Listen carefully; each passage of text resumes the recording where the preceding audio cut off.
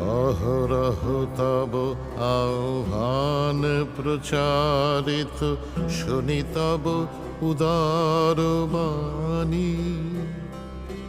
হিন্দু বৌদ্ধ শিখ জৈন পারসিক, মুসলমান খ্রিস্টানি। পূরব পশ্চিম আসে তব সিংহাসন পাশে,